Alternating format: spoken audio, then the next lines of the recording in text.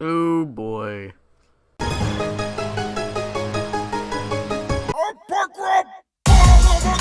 A battle of ideologies. A battle of tactics. White versus black. Wait, did I take it too far already?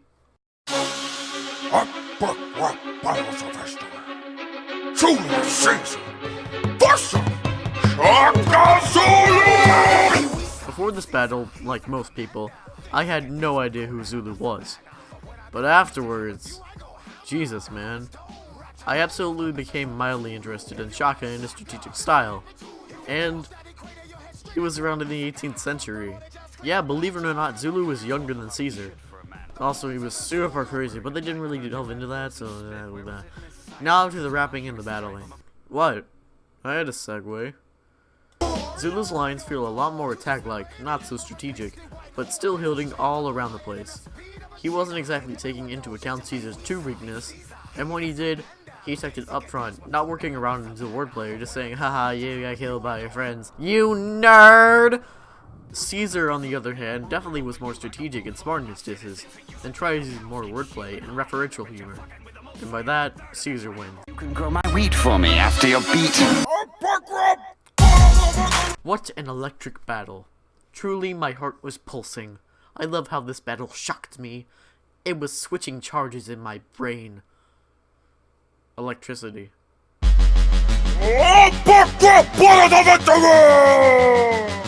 Thomas Edison!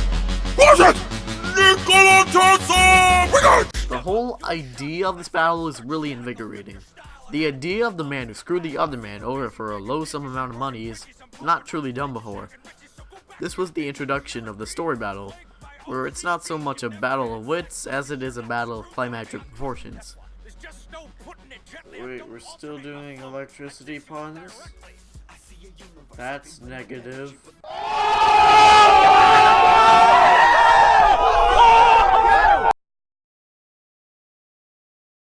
Edison stole Tesla's money for profit, and Tesla was none the wiser. These two clashed in such an epic display that rap battle just seemed natural. And it is. Edison definitely tries to flow more. That was accidental, I swear! And succeeds. But it makes it so that Edison gives the vibe of being cool, while Tesla is actually cool with his words that play. So, while Tesla may win the rap battle, he lost the game of life. In the end, Edison just had a more positive persona. I'm fucking done. Go home and just speed on with my shit. I'm a happy man. Tesla still wins, by the way. If the people knew you stopped me from making power free, they would curse the Con Edison with every utility. Talk about a classic.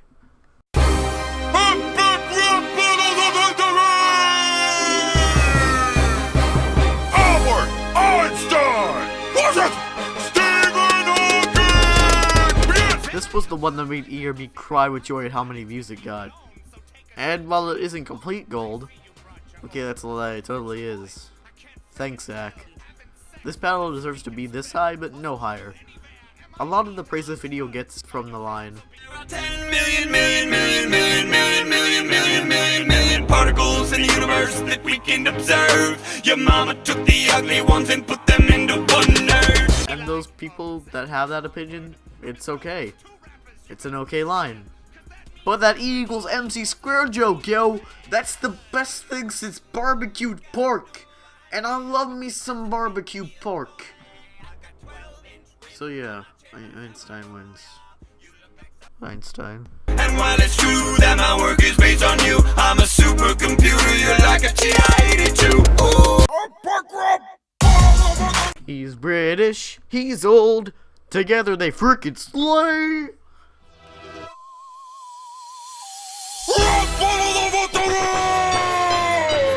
Doc Brown! Was it Doctor Who? It's your kids, Marty. Your kids are watching British sci-fi shows on the BBC. Okay. So, Doc Brown is Zach Sherwood. I promise I did not plan it this way, it just happened. Zach just kills it as Mr. Brown, and he captured the eccentricity of Christopher Lloyd's original performance. I can say big words. However, Pete as the 10th Doctor is just too dang perfect. He really does the show justice and then some. His accent was on point, and I need not mention Watsky, because he's Watsky, and we love the Watsky. Doctor Who wins.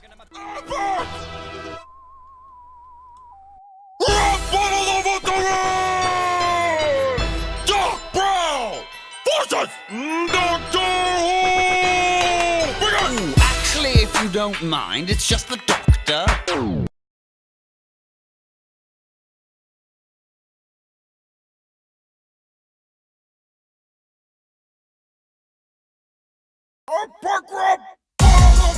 An emotional leader, a true martyr, a next coming of God. Well, maybe not the last one, but still.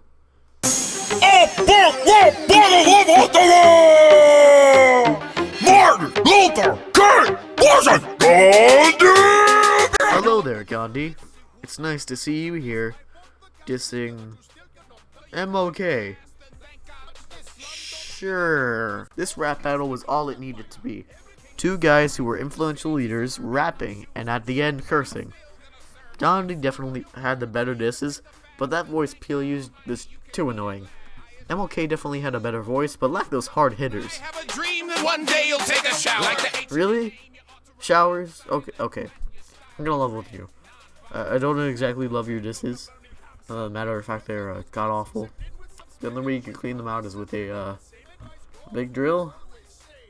And Gandhi. Possibly resisting the fact that you suck. I am celibate because I don't give a fuck. Holy shit. George Lucas wasn't in this battle. What the heck? I'm calling my lawyer and suing your asses for breaking my dreams. Stanley! Worship! Jim Hudson! This battle truly is a spectacle. First, there's Lee being old and just a funky guy, and then there's Henson being chill as all hell, and then there's Jesus! Man, calm down. This battle uses the format of rap battling to tell a story, and it's a very sad one. Jim Henson was on top of the world, creator of the Muppets and so much more. Then, in 1990, he abruptly died. His legacy was left in the hands of his comrades, and, until 2005, they held the rights tightly, until the Disney company brought the rights and started taking the dignity of the Muppets. Then you take Lee, the man behind Marvel who, in all means, should be dead. The man's 93. Just, what's your secret? I gotta know. In 2009, Disney acquired Marvel, and then they made them produce one of their worst movies. So it at least makes sense that these two make up in the end and then get their asses handled to them by Disney. Lee definitely had the best flow out of these three, and he had some pretty great wordplay and disses. I feel Henson was just used to forward the plot of the video, which you have to do with a story battle, but I just felt that he was underused. Disney is just straight up powerful. It feels like nothing could get in his way, and having Zack scream out his verse really empowered this choice. By the way, Zach Sherman's in this one too. I really like him, alright? Get his album. It's really good. Not sponsored. I just like to spread the word of quality content. Stanley wins. Safe and insured when you're under my employ. Now look at it! Gaze upon my empire of joy! I need an easy one after that. It's politics. Motherfucking eating cho dick choking goddamn American politics. More like politics. Yeah. I'm funny. Laugh, damn it. Mitt Romney! Barack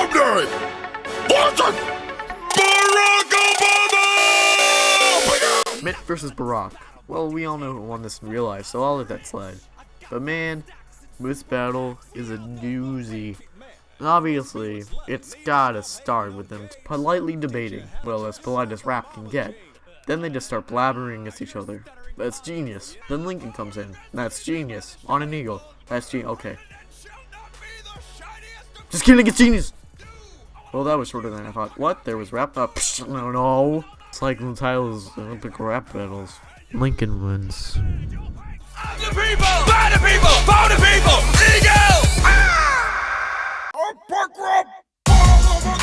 largest amount of characters in an ERB in under 2 minutes. Are they mad? Yes. Yes, they are. The Ghostbusters versus the Mythbusters! These busters sure got good in this battle, the rapping taking more of a team approach to the usually individual nature of a regular rap battle. The Ghostbusters demonstrate a working dynamic with each other, but ultimately fail because, as they are in the firehouse, they are not fully accustomed to each other until their second verse, instead using more solo lines than team lines. The Mythbusters just slay in the first verse. The way they harmonize with each other, they follow each other perfectly, with only about 1/16 of it done in solo verses. Then the Ghostbusters slay with a working dynamic now that they are at the end of their film, finally growing to like and respect each other more. It was good until that damn B team ran in. Yeah, these guys are not good, not even coming close to the Mythbusters' first verse. Then Stay Puft Marshmallow Man comes in. He's mediocre. Overall, Mythbusters win by a small margin, but just because of their first verse. So what did we learn today? Bustin' makes me feel good. You best be afraid of my marshmallow flows. This big pump just turned all you bitches to toes. Step right up, folks, and get your first line in the killing game. That's right, serial killers. We have them. We have Jack the Ripper and Hannibal Lecter here. Serial killing, fun for all ages. Jack the Ripper versus Hannibal Lecter! I'm sure you were waiting for this one. Truly the...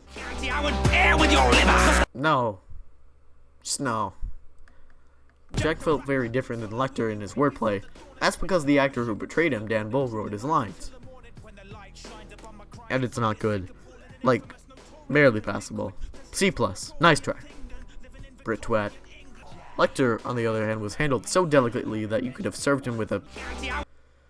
Yeah. Lecter had the better lines, flow, and killing methods. Sure, why not? Lecter wins. Take me back to solitary confinement, cause this dirty little lamb has just been silenced.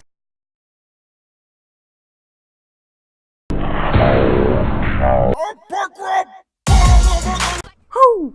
Hey hey!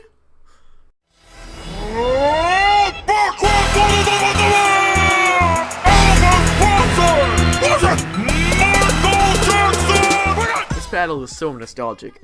I feel like it was just yesterday I was discovering ERB for the first time and this was their latest video released. So, I clicked on it, and lo and behold, this gold mine appeared. So, this battle uses a gimmick in that the rappers age from verse to verse. So we go from Black Michael Jackson to White Chocolate Bleach King, and from Suave and Cool to Fat. And even more. The child rapper they got for the Jackson 5 era Jackson was okay.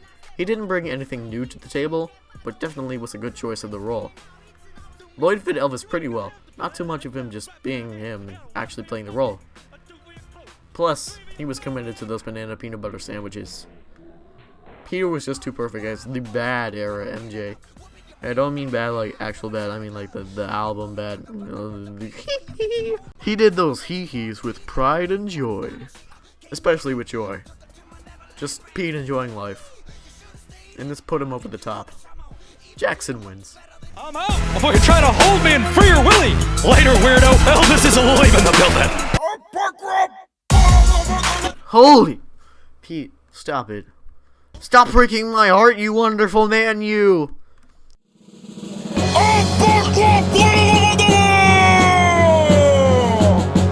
SINATRA!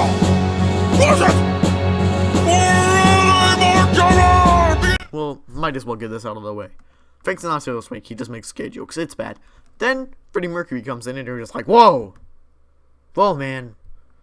I didn't expect such glory from this web series, rap battles. Freddie just steals the show. His verses are just so good that I have to put this battle this high on the list.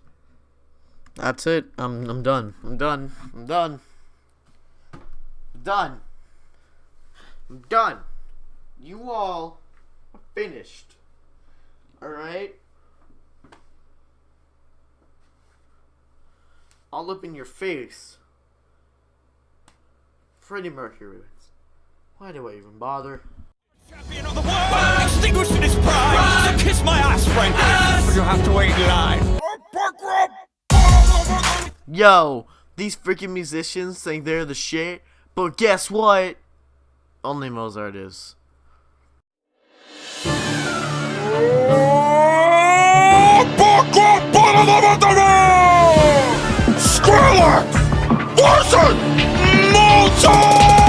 knew this one was coming a mile away. Just the way it's set up, the way the beat is used, the Wolfgang Slayer techniques. Too much roast. Bro, you need some pot for that roast. Yeah, if you couldn't tell, Mozart obviously won this for me. But that doesn't mean Skrillex didn't have good lines. Skrillex definitely didn't level to Mozart's level of dissing, but he came somewhat close. He just kind of raps. And it's cool. But Mozart still wins. Why don't you put down your cue bass and pick up a real ball? I rocked harder than you when I was 5 years old! Alright, what's next? No more Holocaust jokes. I hate them!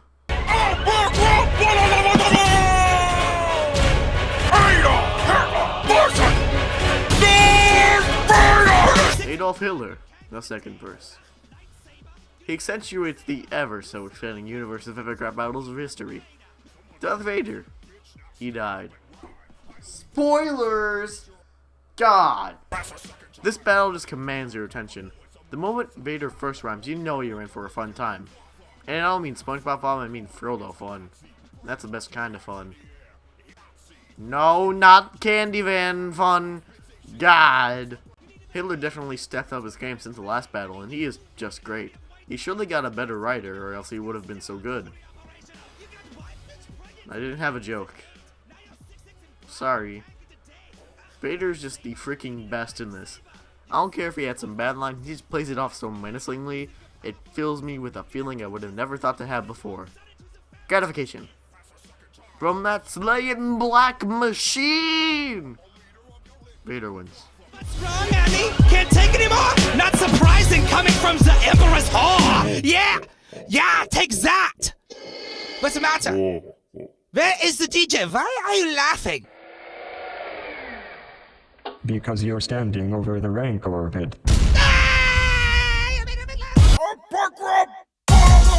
Okay, what do we have here? Really? So soon? Well, I guess the hype is strong with this one.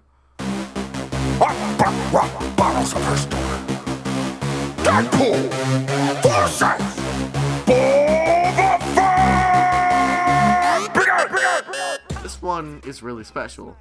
I've never known I wanted Deadpool in the ERB before, but now with this, I want him in every battle. Ever. Robert Hoffman definitely knew how to capture the essence of Deadpool in its entirety. So, good on you, Rob. Lloyd was good too, his voice did fit the character. Though, nobody can release Nolan North in my heart. Pete was really good as Boba Fett, or at least his voice. Ivan, though, I didn't feel like he captured the spirit of Fett more so than Rob. So in the end, Deadpool wins. That doesn't mean that Boba Fett didn't have good disses, no siree. I just think that Rob did a better job at playing the character than Ivan. And that, in the end, is what makes me decide which character wins or loses a battle. So, Deadpool wins. Controversy! Everybody knows you got that power of regeneration. Now run home and heal from this disintegration.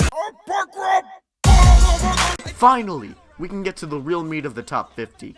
The final 6. I know that doesn't sound very special, but trust me, these next 6 battles are among the best music I have ever listened to. It astonishes me just how much quality these guys can produce, and just how fast they do it. But enough stalling. You came for these 6 battles, and the first is... Science? Bill Nye the Science Guy! Bill, Sir Isaac Newton. He wasn't born to the whole idea of science. But does he care about our climate? Probably.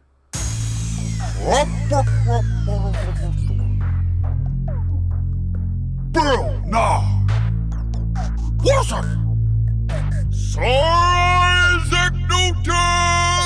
Holy crap, Weird Al!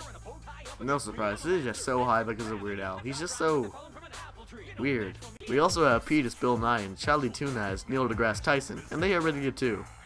But really, Weird Al, Also, science is cool, but that's not important, so no. 3 laws. One of them, you don't screw up. Second one, you don't face Weird Al in a rap battle. Third one, next number. Hiding up inside this attic on some Harry Potter business. The universe is infinite, but this battle is finished. Oh my god. You beautiful monsters, you.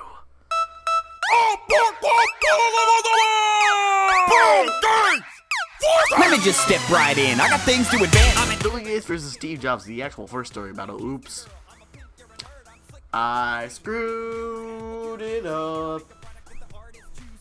Steve was great, as he gave the best performance out of all 3 rappers. He had the best lines, best flow, and wasn't annoying.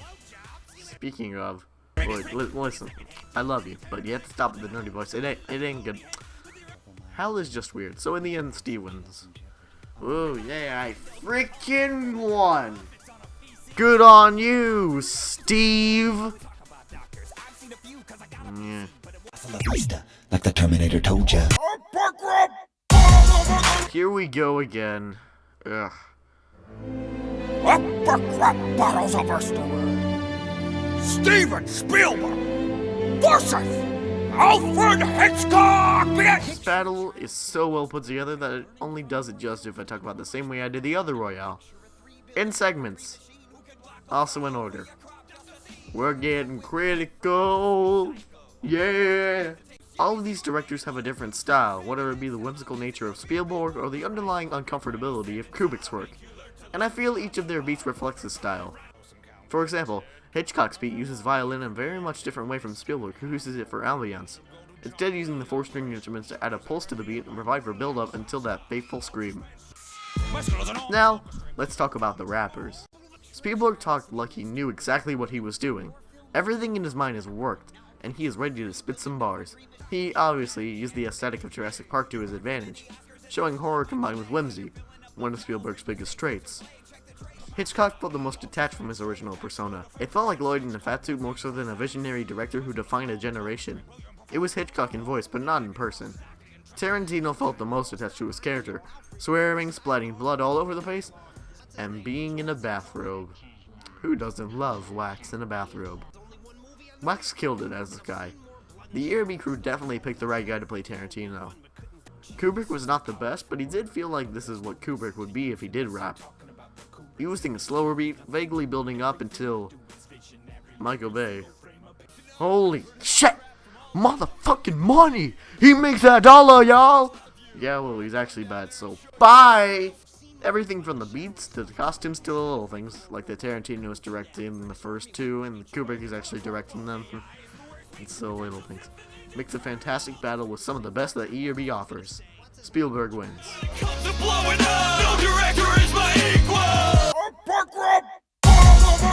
Arg! You are a pirate! Al Capone versus This battle makes me want to play Assassin's Creed. So good on you, ERB! That being said, the battle itself was beyond stellar. Blackbeard was just what he needed to be, a pirate. He got all the pirate references and he had that hard, gravelly voice that was needed for the role. He felt like a badass and took charge as soon as the battle began. Capone felt like he was just a gangster, taking what he came for and just straight up spitting fire! In the end, it just felt like a great battle that was just what it needed to be. Pirate versus pirate. Thank God Johnny Depp didn't show up. I got a jar of dirt, I got a jar of dirt, and guess what's inside it? And I've got a lifetime supply of mercury. Why don't you take one? Enjoy it. Blackbeard wins. Sloop jump in, go home. Tell South Carolina, Blackbeard got Capone. Here comes another long one. Bottles of history. Lao Tzu, Sun Tzu, and Confucius versus Nietzsche, Socrates, and Voltaire. Philosophy versus philosophy. The epitome of debate. The true aspect of what friendly argument should be like. Now add rap to that. This battle by all means, should have been a mess.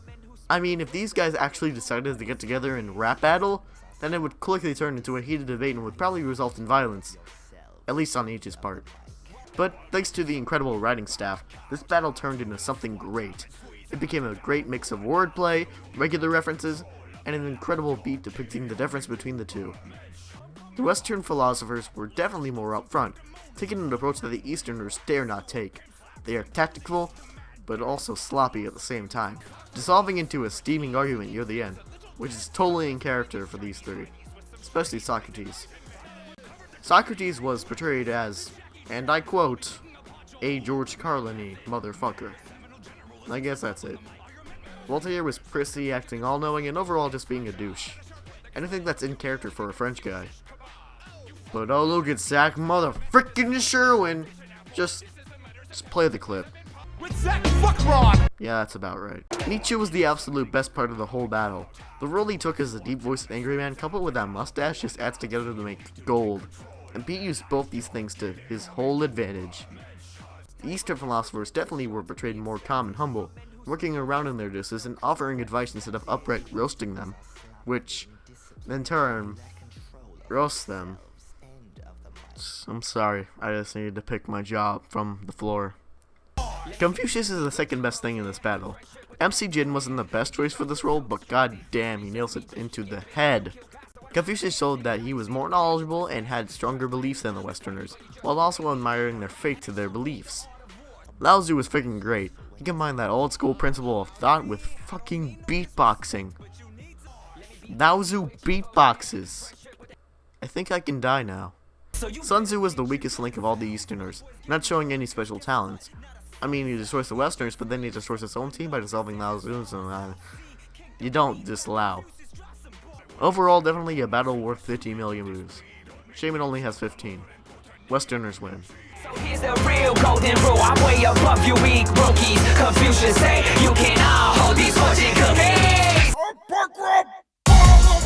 A battle of individuals. Who've wronged? Two people. One rap. A person dedicated to their sport. A rap battle. Athletes. Underrated. All words to describe my favorite battle in the whole series.